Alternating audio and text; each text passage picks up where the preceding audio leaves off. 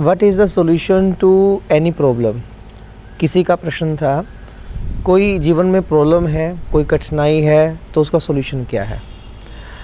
ध्यान दें, there are 3 solutions to every problem. First of all, accept it, secondly change it, और third option is leave it.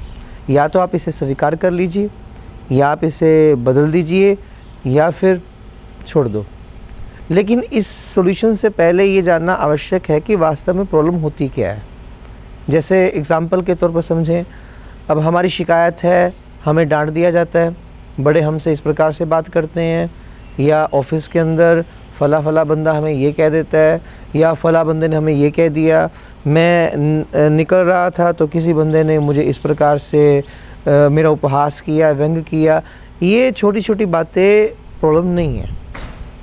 आपके अंदर patience होनी चाहिए, आपके अंदर टॉलरेशन पावर होनी चाहिए, आपकी विल पावर स्ट्रॉन्ग होनी चाहिए, और इन चीज़ों को एक्सेप्ट करने की बड़ी प्रसन्नता से वो भी आपके अंदर एक हुनर होना चाहिए। पहले ये समझना अति आवश्यक है कि प्रॉब्लम वास्तव में होती क्या है। जैसे मान लो, अब हस्बैंड वाइफ का कोई झगड़ा है, अब वहाँ पर कभी कभी छोटी छोटी टकरार हो जाती है, थोड़ा मनमुटाव हो जाता है, हर घर के अंदर चलता है, हर रिश्ते के अंदर ये चीज़ चलती है। और कभी प्यार, कभी हंसी मजाक, कभी आपस में मनमुटाव, रूठना मनाना, सब चलता है।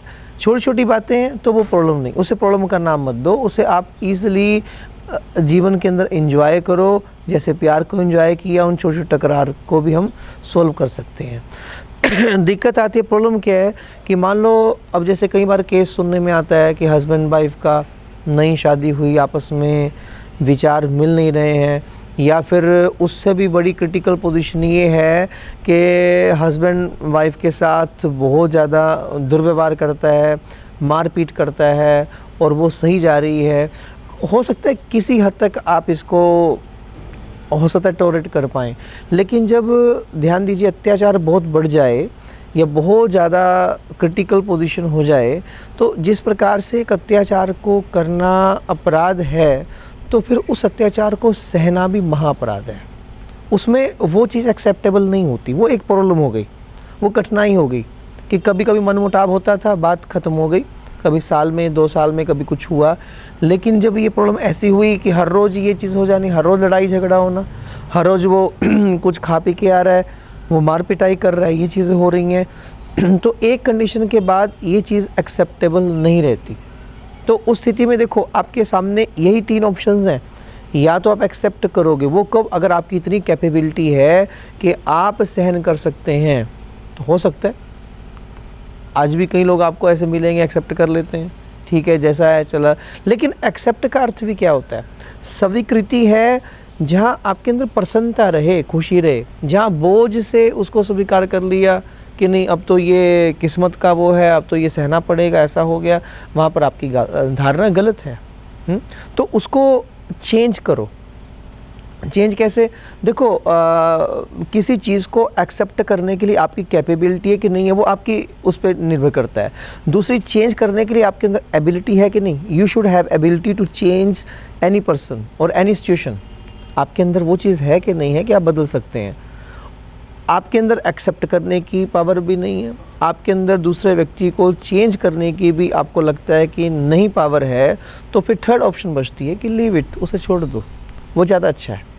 नरक की ज़िंदगी जीने से, अत्याचार को सहने से ज़्यादा अच्छा है अपने कदमों पे खड़े हो, वो इंडिपेंडेंट बनो, अपने आप को खुश रखने की कोशिश करो। परमात्मा ने हमें मानव बना के भेजा है ज़िंदगी का एंजॉय करने के लिए, ज़िंदगी की मौज करने के लिए। तो फिर उसमें प्रॉब्लमों के साथ इतना मत उलझ जाइए कि ज़िंदगी भी आपको नरक लगने लगे, ज़िंदगी आपको बोझ लगने लगे। तो ये 3 कंडीशन हमारे सामने हमेशा होती हैं। हमारी कैपेबिलिटी कितनी है उस चीज़ को स्वीकार करने की, आपके अंदर एबिलिटी कितनी है उस सिचुएशन को बदल देने की, और थर्ड ऑप्शन कि अगर आप ये नहीं कर सकते, ना स्वीकार ना उसको बदल सकते हैं, तो फिर आपको वो चीज़ छोड़ देनी चाहिए। उसके लिए आपको स्थान भी छोड़ना हो सकता है, उसके लिए कई बार आपको व्यक्ति को भी छोड़ना पड़ सकता है। बहुत सारे उसके सॉल्यूशन हैं, जैसे भी आपकी कंडीशन के अकॉर्डिंग है।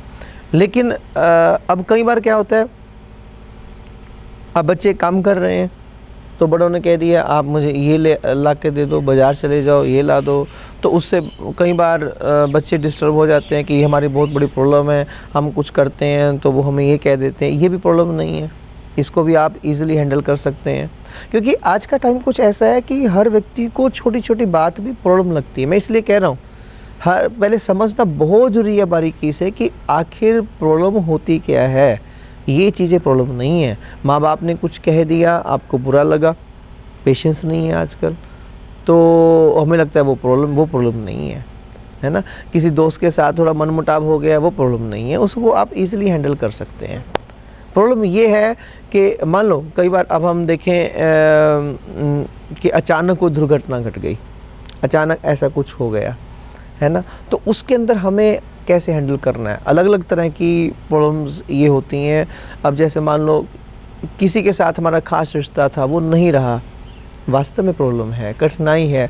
उस वक्त हम उसको कैसे फेस करें, उस वक्त हम अपने मन को कैसे समझाएं कि अब हमें जीवन को कैसे जीना है। देखो ये भी एक कला है। उस स्थिति के अंदर आपको एक्सेप्टेशंस बढ़ानी पड़ेगी, आपको अपनी पेशेंस बनानी पड़ेगी, आपको हर स्थिति में अपने आप को खुश रखने का प्रयत्न करना है। उसके कई साधन हैं। अपने मन को कुछ ऐसे साधनों में लगाओ, अच्छे लिटरेचर में लगाओ, किसी अच्छे डिवोटीज़ की या वीर योद्धाओं की कहानियाँ सुनो, जिनके जीवन के अंदर कितना कष्ट आया, दुख आया, लेकिन बड़ी उससे स्वीकार करते हुए उन्होंने अपने जीवन को कहीं बुलंदियों तक लेकर गए। जब हम लिटरेचर पढ़ते हैं या फिर हम कुछ साधना करते हैं, मेडिटेशन के अंदर हमारा मन लगता है, तो धीरे धीरे हमारी एक्सेप्टेशन पावर भी बढ़ती है, हमारे अंदर स्थिति के साथ खड़े होने की एक हुनर भी पैदा होता है, आपकी एबिलिटी भी बढ़ेगी, आपका पोटेंशियल बढ़ेगा, जीवन को जीने की एक जो सहज प्रकृति है वो आपके अंदर पैदा हो जाएगी।